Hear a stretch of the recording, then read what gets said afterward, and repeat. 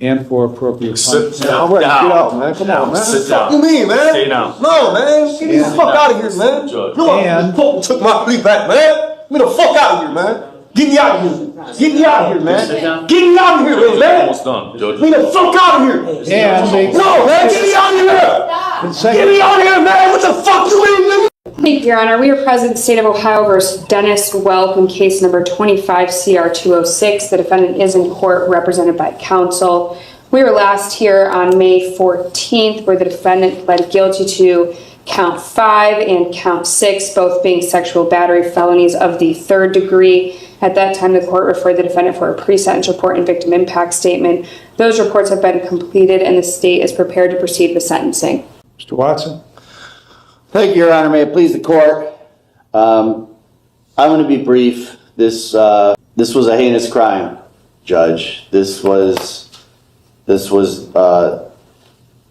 horrible in a lot of ways, but most importantly, because this was a minor child who almost assuredly didn't fully understand what was going on with somebody whom was entrusted to love her and to protect her. However, Your Honor, this is not indicative of who Mr. Welk is as a person. Yes, he has a record. Yes, he has been to prison, but it's mainly in the past been for drug offenses, I believe some theft offenses, nothing of this magnitude. On this day, and this is not an excuse, Judge, for his behavior, but on this day, Mr. Welk was drinking a lot, was highly intoxicated, and took advantage of his stepdaughter. Since the day I met him, he is in disbelief that he did this.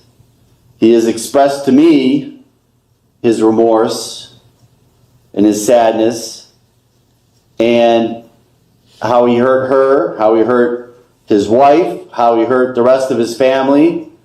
He knows, Your Honor, that he's going to be spending a lot of time in jail coming up. I know there's discretion with the plea with how much time that equates to. This court has a lot of discretion with that. Earlier in chambers, the state and I presented to the court a joint recommendation for 8 years. I'm going to respectfully ask the court to consider imposing that sentence because I believe Mr. Welk is remorseful. I believe that this is not who he is as a person, and I'm hoping when his time is up and he gets out, which, by the way, he's going to be reporting as a sex offender for the rest of his life, so he's going to be under a microscope. He's going to be monitored for the rest of his life. But I'm hoping that he'll be able to piece things together, make amends with at least part of his family. I don't know if he can ever make full amends with everybody or not. And you're going to hear from him in just a minute, Your Honor. But again, I don't think this is who he is as a person, and I'm going to respectfully ask the court to consider adopting the joint recommendation. Thank you, Your Honor. All right. You are required to register in person with the sheriff of the county in which you establish a residency within 3 days of coming into that county, or if temporarily domiciled for more than 3 days. You are also required to register in person with the sheriff of the county in which you establish a place of education immediately upon coming into that county.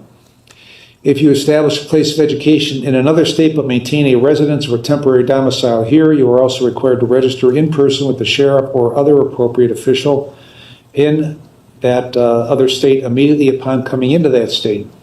Failure to register, failure to verify residence at the specified times, or failure to provide notice of change in residence address or other required information as described above will result in a criminal prosecution. Mr. Watson, if you would present this to Mr. Welk for his acknowledgement and signature.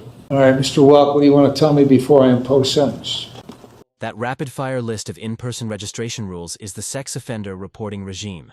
The defense even notes he'll be registering for life, which usually signals the court is treating this as the highest monitoring tier. Should lifetime reporting be automatic in cases involving parental figures, or calibrated to risk assessments? Sound off. First and foremost, I'd like to apologize to the courts for appearing before them today. I'd like to apologize to the victim in this case. I'm not going to use alcohol or drugs as an excuse for anything. However, alcohol was a main factor in this case. But I take full responsibility for my actions because I chose to make the irresponsible decision consuming too much alcohol than I could handle, causing poor, regretful choices leading to my incarceration. I've read the police reports and feel ashamed, embarrassed, and hurt because that's not the person I am. And I wouldn't be standing here today if I would have just been more responsible. I have 4 younger children that I've let down because of being locked away from them, missing out on watching them grow, having to deal with that as a heartache alone. The only thing I can do now is work on myself while incarcerated, take advantage of all programs they offer, and become a better man and a better father, and not give up doing so. I have to make this my last time in jail, and I plan to. I'm sincerely remorseful to my victim in this case, letting her down when I was supposed to be a father figure in her life. I beat myself up over this every day. Over this, wishing I could take it all back. I just hope she can grow up in life and leave this in the past, and that it doesn't affect her future. Again, I'm sorry to everyone I caused pain to in this case. Ms. Alessi? Thank you, Your Honor. One thing that the defendant said today in court, and even in his pre-sentence report, that stood out to me is that he was supposed to be a loving and caring father. And I couldn't agree more with that. He should have been someone that the victim could trust and rely on for protection and guidance. And instead, he used his role as a parental figure to manipulate her, exploit her, and violate her. And while there is a jointly recommended sentence here, the state believes it's essential to highlight not only what the defendant did pre-indictment, but also what he did after his arrest in this case. While incarcerated, he continued to communicate with the victim while in the Lake County Jail. He attempted to guilt and manipulate her by blaming her for her own suicide attempt at the East Lake Jail. He pressured her to express her feelings to law enforcement about him or her desire for him to only receive a short sentence.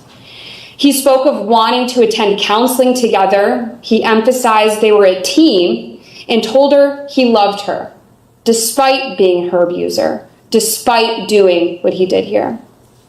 And during several of these recorded calls, you can hear the victim crying, further illustrating just the ongoing emotional harm caused by the defendant and his conduct. This behavior demonstrates his continued disregard for the well-being of the victim, his family. Post-arrest contact with the victim via jail calls. Reminder: jail calls are recorded, and trying to steer a victim's feelings or sentence asks can read like manipulation. Prosecutors love this fact pattern. Judges hate it. Do you think calls like this show lack of remorse or messy family dynamics under pressure? And his ongoing efforts to control her and manipulate her.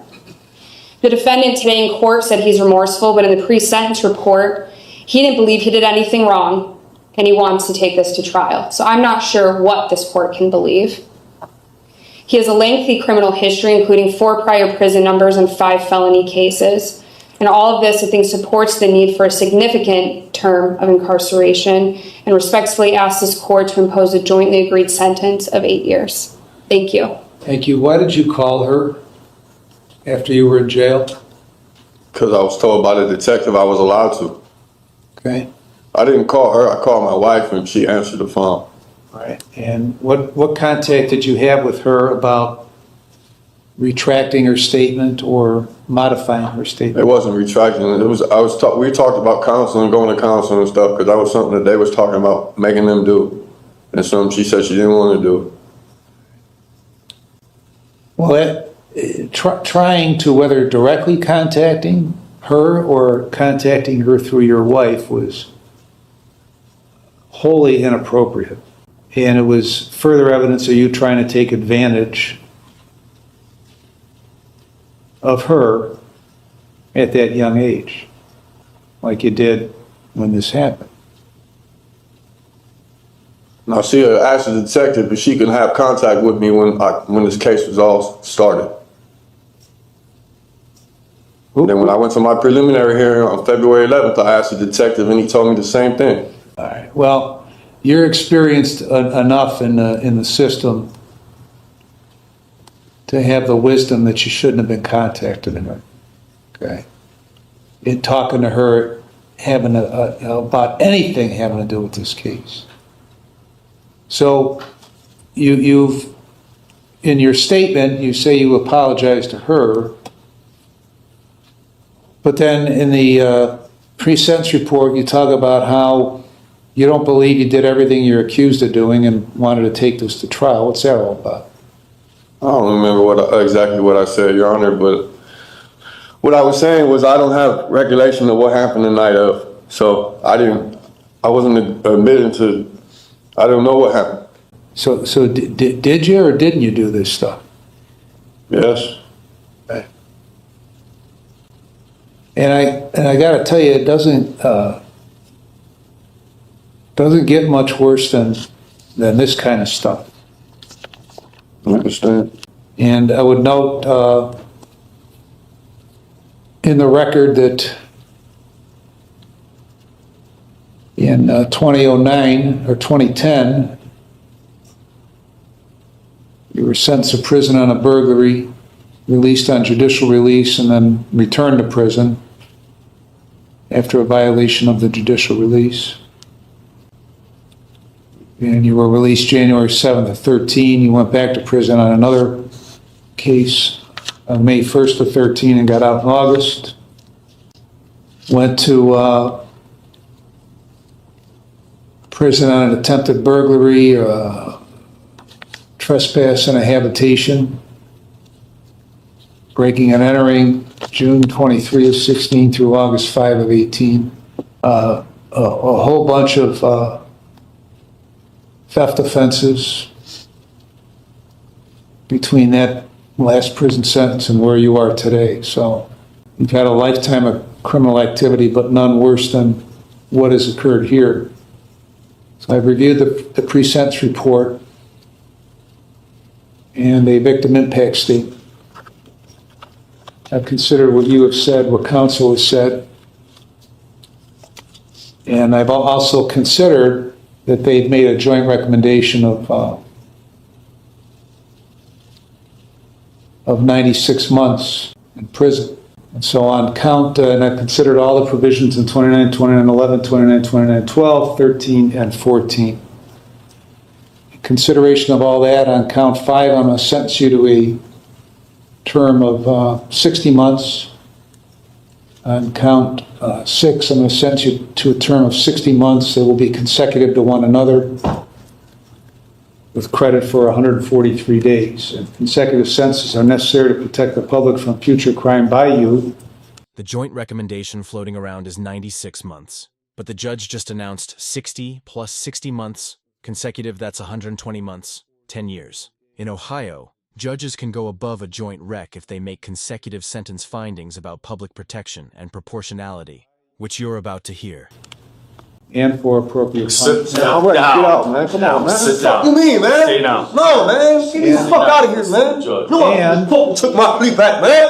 Get me the fuck out of here, man. Get me out of here. Get me out of here, man. Sit down. Get me out of here, man. Almost done, Judge. Get me the fuck out of here. And they No, man. Get me out of here.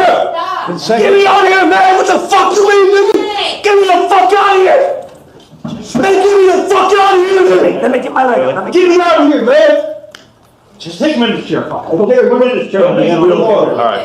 This is the more. Put me on your visiting list for jail and for. All right, man. Stop touching me, man. I'm not doing shit, man. I'm not doing shit. I'm not doing shit. All right, consecutive sentences are necessary to protect the public from future crime by the defendant and for appropriate punishment. And they are very proportionate to the seriousness of his conduct and the danger he poses to the public. And his history of criminal conduct demonstrates that consecutive sentences are necessary to protect the public from future crime by the defendant. Costs are assessed, the remaining charges are dismissed. Anything else, Ms. Alessi? The emotional eruption during pronouncement won't change the math. The court locked in consecutive time, citing risk, seriousness, and a long record. Guilty plea heavy aggravators, lifetime reporting 10 years consecutive. Should joint recommendations bind judges more tightly? Or is this exactly why judicial discretion exists? No, Your Honor, thank you. Mr. Watson? Nothing further, Your Honor. All right, we're adjourned. All right.